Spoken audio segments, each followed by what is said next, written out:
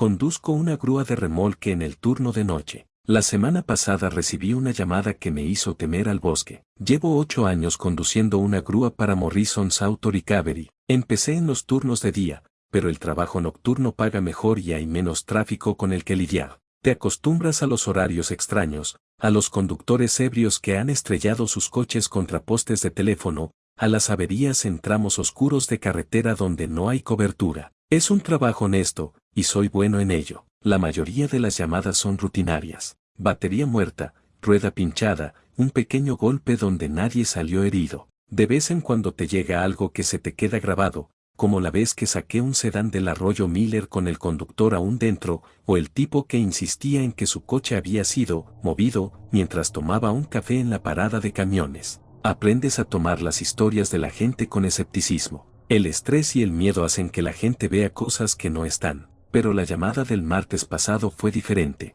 Todavía estoy intentando darle sentido a lo que pasó allí en la Ruta 47. La comunicación llegó alrededor de las 2:30 am, vehículo fuera de la carretera, hito kilométrico 22, posiblemente ocupado. La voz de Linda crujió a través de la radio. La persona que llamó dijo que el conductor podría seguir dentro pero que no pudo acercarse lo suficiente para comprobarlo. El hito kilométrico 22 de la Ruta 47 atraviesa algunos de los bosques más densos del condado. Es una carretera sinuosa de 2 carriles que conecta los pueblos del valle con la interestatal, popular entre los camioneros que intentan evitar las estaciones de pesaje. Durante el día es bastante pintoresca, pero por la noche son solo 32 kilómetros de árboles oscuros y sin cobertura. Agarré mi café y me dirigí hacia allá. Linda me había dado las coordenadas, así que sabía aproximadamente dónde buscar, pero encontrar un coche que está realmente fuera de la carretera puede significar cualquier cosa,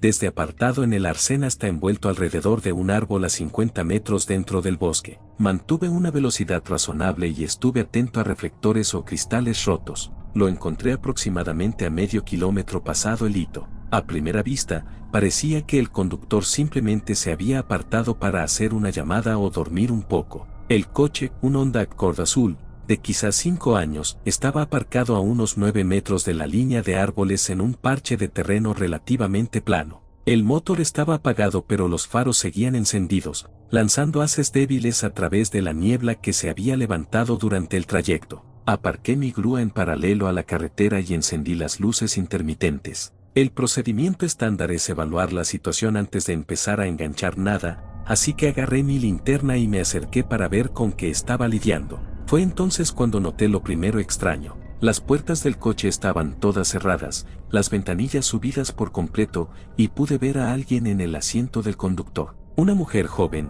de quizás 20 y tantos años, agarrando el volante como si su vida dependiera de ello. Cuando el haz de mi linterna golpeó el parabrisas, ella me miró con unos ojos muy abiertos por el terror, el maquillaje corrido. Toqué en la ventanilla del conductor. Señorita, soy de Morrison's Towing, ¿está herida? Ella negó con la cabeza pero no bajó la ventanilla. En su lugar, señaló hacia el bosque detrás de su coche y dijo algo con la boca que no pude entender. Señorita, necesito que baje la ventanilla para que podamos hablar, llamé, subiendo un poco la voz. Esta vez sí la bajó, pero solo un arendille. Tiene que sacar este coche de aquí, dijo, su voz apenas un susurro. Ahora mismo, no desenganche nada, no vuelva a salir. Solo arrástrelo de vuelta a la carretera. ¿Qué pasa? ¿Está herida? ¿Necesita atención médica? No estoy herida. Echó un vistazo hacia los árboles de nuevo, pero hay algo ahí fuera, algo grande. Me ha estado observando durante las últimas 2 horas.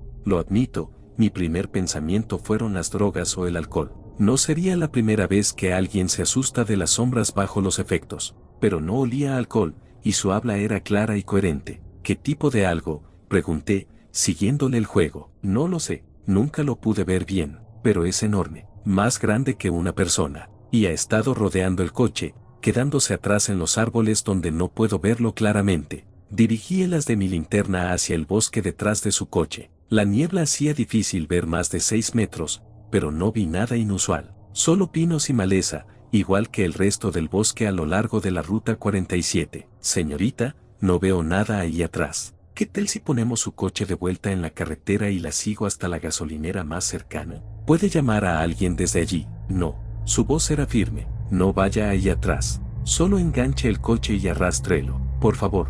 Algo en su tono me hizo pausar. He tratado con muchos conductores asustados a lo largo de los años y aprendes a distinguir entre diferentes tipos de miedo. El miedo de borracho es descuidado y disperso. El miedo por accidente es agudo pero se desvanece una vez que el peligro inmediato pasa. Esto era otra cosa, el tipo de terror constante y controlado que viene de una exposición prolongada a un peligro real. Decidí complacerla. De acuerdo, señorita. Voy a enganchar el coche desde aquí y tirar de usted de vuelta a la carretera. Mantenga las puertas cerradas y quédese dentro. Mientras volvía a mi grúa, me encontré escuchando con más atención los sonidos a mi alrededor. El bosque estaba silencioso, inusualmente silencioso. No había llamadas de búhos, ni crujidos de animales pequeños moviéndose por la maleza. Solo el zumbido bajo del motor de mi grúa y el sonido distante de un camión pasando por la interestatal a kilómetros de distancia. Mientras daba marcha atrás para posicionar mi grúa, noté el olor.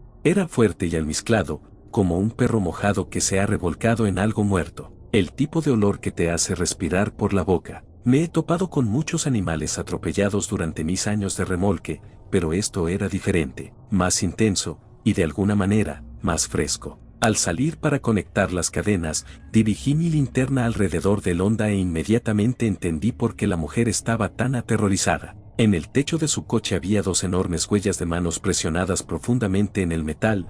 No eran arañazos o abolladuras de escombros, sino impresiones reales de palmas y dedos donde algo había agarrado el techo con suficiente fuerza para deformarlo. Cada huella era fácilmente el doble del tamaño de la mía, con marcas de dedos largos que terminaban en lo que parecían arañazos de garra. Joder, murmuré, pasando la linterna por el perímetro del coche. Había más marcas, arañazos a lo largo del lado del pasajero como si algo hubiera probado la resistencia de las ventanillas, y surcos en la pintura donde garras habían raspado el metal. Ahora ves por qué no salía, llamó la mujer desde dentro del coche, su voz apagada por el cristal. Estaba agachado examinando los daños cuando la primera rama se rompió. No una pequeña ramita rompiéndose bajo el peso de una ardile, sino una rama sustancial, el tipo que requiere fuerza real para romper. El sonido vino de algún lugar más profundo en los árboles, quizás a unos 36 metros de donde estaba trabajando. Me puse de pie y dirigí mi linterna en esa dirección,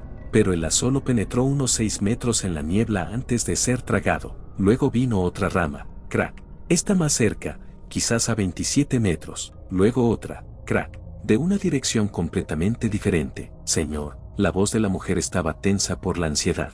¿Está haciendo eso otra vez? ¿Qué cosa? Los golpes. Lo ha estado haciendo toda la noche, rompiendo ramas, golpeando árboles, como si intentara asustarme, como si respondiera a sus palabras. Un fuerte golpe resonó a través del bosque, el sonido inconfundible de algo pesado golpeando un tronco de árbol, luego otro, desde diferentes ubicaciones a nuestro alrededor, creando un patrón de impactos que parecía moverse en un círculo alrededor de nuestra posición. Trabajé más rápido para conectar las cadenas, intentando mantener mis movimientos eficientes y silenciosos. Todo el tiempo era muy consciente de que me observaban. ¿Conoces esa sensación cuando alguien te mira desde el otro lado de una habitación? Era así, pero amplificado, como si algo con una atención muy enfocada estuviera estudiando cada movimiento que hacía, y se estuviera agitando cada vez más por nuestra presencia. Mientras ajustaba la última cadena, mi linterna parpadeó y se apagó. La sacudí, la golpeé contra mi palma, nada. Las pilas estaban nuevas cuando empecé mi turno, pero ahora estaba completamente muerta. Tenía una luz de repuesto en la grúa, pero eso significaba caminar 6 metros en la oscuridad. Los golpes de ramas se detuvieron. El bosque se volvió completamente silencioso. Señor, ¿qué le pasó a su luz? Las pilas se murieron. Voy a buscar otra en la grúa. No se aleje del coche, por favor. El miedo en su voz era palpable, y de pie allí en la oscuridad, rodeado por ese silencio opresivo y el olor persistente a animal mojado, descubrí que yo tampoco quería dejarla. Vuelvo enseguida, solo voy por otra linterna. Caminé hasta mi grúa con la mayor naturalidad que pude, pero todos mis instintos me gritaban que corriera. La niebla parecía haberse vuelto más espesa, y los faros del Honda solo creaban pequeños charcos de iluminación que hacían que la oscuridad circundante se sintiera más profunda. Agarré mi linterna de repuesto de la cabina y me estaba volviendo para regresar cuando un sonido me congeló en el sitio. Comenzó como un retumbo bajo, casi subsónico, que sentí en el pecho antes de oírlo realmente. Luego se elevó a algo entre un rugido y un aullido, un sonido gutural y primario que parecía venir de algo con una estructura de garganta diferente a cualquier animal que conociera. El sonido duró quizás 5 segundos, haciendo eco a través de los árboles y pareciendo venir de todas direcciones a la vez. Cuando terminó, el silencio que siguió fue de alguna manera peor que el sonido en sí. Fue entonces cuando la criatura entró en los haces de los faros de Londa. Señor, la voz de la mujer era urgente ahora. Tenemos que irnos. Ahora mismo. No discutí. Subí a mi grúa, la puse en marcha y empecé a tirar de Londa de vuelta hacia la carretera. Las cadenas estaban tensas, el coche rodando suavemente detrás de mí, cuando algo masivo se estrelló a través de la maleza directamente frente a nosotros. Entró en el resplandor completo de mis faros, y por un momento aterrador, la vi claramente. La criatura era enorme, al menos 2,70 metros de altura, quizás más. Su cuerpo estaba cubierto de un pelo grueso, largo y oscuro que parecía absorber la luz en lugar de reflejarla. Los hombros eran increíblemente anchos, los brazos tan largos que casi le llegaban a las rodillas. Sus manos terminaban en dedos que parecían más bien garras gruesas y con uñas. Pero la peor parte era su rostro. Se parecía al de un humano, pero con proporciones que no deberían existir ni en hombre ni en bestia. Los ojos estaban hundidos e inteligentes, reflejando mis faros con un brillo amarillo verdoso. Cuando abrió la boca, pude ver dientes diseñados para desgarrar. Se quedó allí en la carretera quizás 3 segundos, estudiándonos con esa inteligencia aterradora. Luego comenzó a caminar hacia mi grúa. «Vamos», gritó la mujer detrás de mí. «Vamos, vamos, vamos». Aceleré el motor, esperando asustarla, pero la criatura no se inmutó. En cambio, aceleró, moviéndose más rápido de lo que algo de ese tamaño debería poder moverse. Mi grúa se sacudió hacia adelante, el peso de Londa arrastrándose detrás de mí, pero nos movíamos demasiado lento. La criatura llegó a mi puerta del conductor justo cuando logré ponernos en movimiento. A través de la ventanilla, me encontré mirando hacia arriba a su rostro desde menos de 1 metro de distancia. Puso una mano masiva contra mi puerta y oí el metal gemir bajo la presión. La huella que dejó atrás cubrió completamente la ventanilla, dedos fácilmente el doble de largos que los de un humano, con lo que parecían garras gruesas y negras en las puntas. Por un momento, estuvimos enfrascados en esta imposible mirada. Yo agarrando el volante tan fuerte que mis nudillos estaban blancos, y esta cosa estudiándome con ojos que contenían demasiada conciencia. Podía oír su respiración, respiraciones profundas y medidas que empañaban el cristal entre nosotros. Entonces algo pareció cambiar en su expresión, y retrocedió. No esperé a ver qué haría después. Pisé el acelerador a fondo, tirando de Londa detrás de mí tan rápido como las cadenas de remolque lo permitieran. Por el espejo lateral,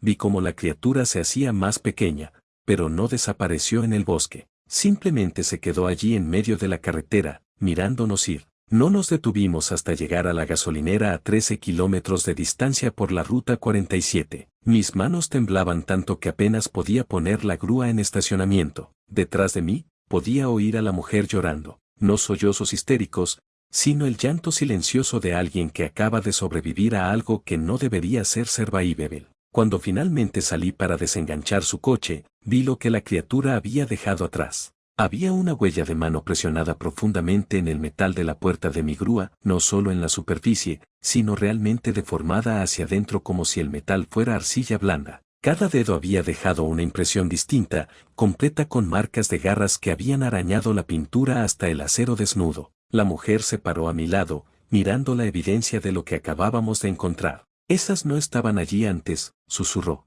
«No, estuve de acuerdo, no lo estaban». Nos quedamos allí parados bajo la dura luz fluorescente de la gasolinera, ambos mirando la prueba de que lo que habíamos experimentado era innegablemente real. Evidencia física de que algo imposiblemente fuerte había tocado nuestros vehículos, había estado lo suficientemente cerca como para matarnos a ambos si hubiera elegido hacerlo. «¿Qué crees que quería?», preguntó. Pensé en esos ojos inteligentes, la forma en que nos había estudiado a ambos tan cuidadosamente. «No creo que quisiera hacernos daño», dije finalmente. «Creo que estaba curioso». Ella asintió lentamente, como si estuviera intentando averiguar qué éramos. Llamé para decir que estaba enfermo el resto de mi turno y conduje directamente a casa. Pasé la siguiente hora sentado en mi cocina, tomando café e intentando darle sentido a lo que había pasado. La parte racional de mi mente siguió buscando explicaciones, quizás alguien con un traje elaborado, quizás un animal de circo que había escapado. Pero las huellas de manos en la puerta de mi grúa contaban una historia diferente. Ninguna persona, sin importar lo grande que fuera, podría haber comprimido el acero así, y ningún animal conocido se movía como se había movido esa criatura. Todavía trabajo en el turno de noche. Todavía tomo llamadas a lo largo de la ruta 47 cuando llegan. Pero ahora llevo linternas extra, y nunca trabajo solo en áreas donde los árboles crecen densos y la niebla se levanta espesa. Hice rellenar y pintar las huellas de manos en mi grúa, pero a veces, tarde en la noche cuando conduzco por esos tramos oscuros de carretera, paso mis dedos por el lugar donde estaban y recuerdo, porque lo que sea que esté ahí fuera en esos bosques, todavía está ahí fuera, y ahora sé que siente curiosidad por nosotros. Eso podría ser lo más aterrador de todo.